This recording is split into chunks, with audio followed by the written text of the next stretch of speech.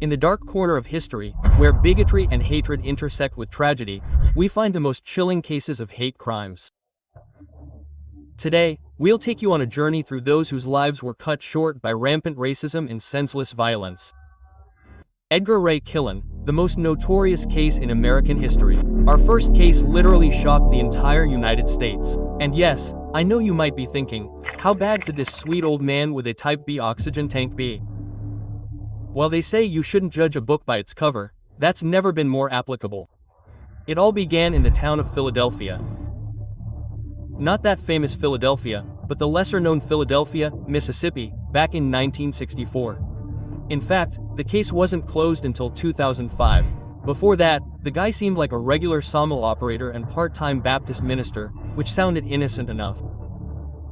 Unfortunately for the city, he also often worked as a leader of the KKK. Membership in this hate group at the time was risky, as civil rights law was gaining increasing support, including our three victims, James Chie, Andrew Goodman, and Michael Scherner. All three men were arrested for speeding one night, and if they had remained in jail, their lives might have been spared. However, members of the Ku Klux Klan, acting on Edgar Ray Killen's orders, were waiting to kill them after they were released. Their bodies were found and their van was found burning, giving the case the name My Burn.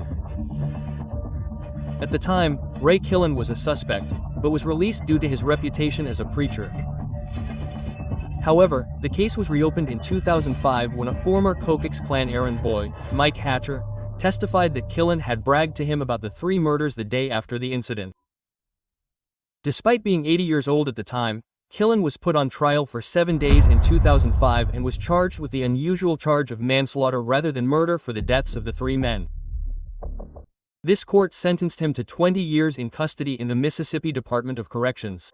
In total, Killen received a sentence of 60 years in prison, 20 years for each manslaughter charge. However, Killen would not live to serve out his sentence, as he passed away at the age of 92 in 2018 in a Mississippi state prison after serving 12 years. There are sadly far too many racist murderers in this world, such as those we will discuss below. Travis McMichael, Gregory McMichael, and William Bryan, the racist trinity. On a sunny February day in 2020 in Glenn County, Georgia, our three culprits took the law into their own hands as they watched Ahmaud Arbery run peacefully. Glenn County Police Officer Greg McMichael, an investigator for the Brunswick Judicial Circuit District Attorney's Office, and his son at the time decided that Ahmaud was a suspect in local robberies. Instead of doing something rational, such as opening an investigation or simply talking to him, the three men got into a car and ignored all rationality, pulling out a .357 Magnum handgun and a 12-gauge shotgun and going straight after Arbery. Arbery was instantly shot 3 times by Gregory's son Travis McMichael's shotgun.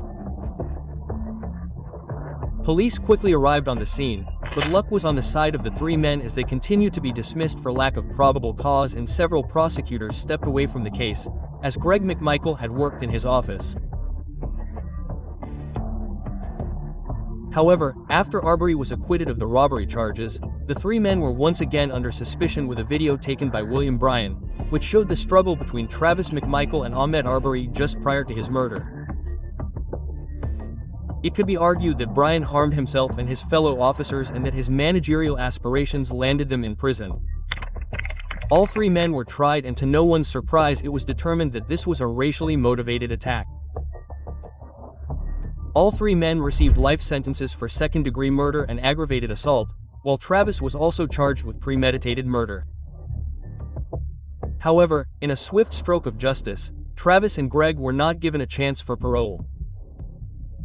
This is unlike William Bryan, who had a chance after 30 years, given that he is in his 50s. We doubt he will accept that offer when he is so old. So, we, the jury, find the defendant Travis McMichael guilty. We, the jury, find the defendant William R. Bryan guilty. We, the jury, find the defendant Greg McMichael guilty. While it is difficult to see a silver lining in the unjust death of a 25-year-old, the case did lead to the introduction of hate crimes legislation in Georgia. So at least Arbery didn't die in vain, as the legislation will prevent others from sharing the same unfortunate and tragic fate. Have you ever seen someone make an embarrassing spectacle and just lose it in a public place? Well, sometimes it can escalate into a catastrophe like Jeremy Christian. This guy took the annoyance of embarrassing public outbursts to a whole new level. However, this wasn't just an argument over a grocery receipt. In May 2017, Christian was riding a public train in Portland, Oregon, and his true racist side showed. The train, like most metropolitan cities, was made up of passengers of different ethnicities and religions. And apparently this was enough to send Christian into a frenzy. He began ranting, swearing, and even made clearly racially charged death threats. In an effort to defend their fellow passengers, two individuals, Taliesin Murden, Namkai Mech, and Mick David Colonel Fletcher, stepped in to teach Christian a lesson for his aggressive and racist behavior. In a terrifying turn of events, after an exchange of words, Christian pulled out a knife and stabbed Mick Taliesin and another passenger named Ricky Best. The crime scene was shocking, as Christian fled the scene as if nothing had happened, as if he hadn't just taken the lives of two innocent people due to his twisted racism. 3 years later, Christian's trial finally began. Like most murderers and racists, there was a lot of dirt on him that came to light. The case featured testimony from over 40 witnesses, with other charges including assaulting a black woman in the eye with a Gatorade bottle and several other teenage girls, one of whom was wearing a hijab. Regarding the train incident, the police and the courts had their hands full, as Christian was charged with 2 counts of murder, 1 count of attempted murder, 2 counts of second-degree intimidation, 3 misdemeanors, and 1 count of possession of a restricted weapon. Christian's crimes were so gruesome that a survivor of all 3 attacks, Mick David Cole Fletcher, said, "The difficulty was that sleep came with nightmares, including one where he's in a tunnel that slowly fills with blood until he suffocates." Judgment Day was looming for Christian, as he received 2 life sentences without the possibility of parole and an additional 51 years for his other crimes. "I went to the most dangerous school in Oregon, where I'm from. We fight back." You might think that would be enough to make him reconsider his decisions, but killers like him are usually without reason, as he went on another rant in court, directly threatening to kill one of his victims in front of everyone. So it's fair to assume that no one felt an ounce of guilt over their punishment. Portland, not just 1, but 2 more shocking murders on our list. We're talking about Russell Curtier. True monsters like Curtier are exposed to the public when a simple argument escalates into a heinous murder. It all started when a random fight broke out outside a 7-Eleven between Curtier and another man, Larnell Bruce Jr. This was no ordinary street fight, however, as security cameras caught Curtier suddenly running up behind Larnell Bruce in a Jeep and brutally running him down, killing him instantly. We may never know what really caused this fight, but we do have a good idea why Curtier did this, as it turns out he was part of a white supremacist prison gang called European Kindred. He wore the group's logo on his cap and even had a tattoo on his leg, which is a whole new level of twisted loyalty for something so heinous. After his hat was found at the crime scene and he was caught red-handed on security cameras, he was charged with first-degree murder. His girlfriend Colin Hunt, who was cheering him on in the car to run over Bruce, who was hers, was charged with first-degree murder. We, the jury, found Russell Curtier guilty. Curtier set a record for the first hate crime verdict in Oregon in 3 decades and received a life sentence with no possibility of release for 28 years. Life is the maximum sentence any murderer can receive, but it probably wasn't enough for even Arnell Bruce's mother, who told Curtier, "You allowed the devil to lead you astray and take the life of such a beautiful and enduring spirit. You took that life from us."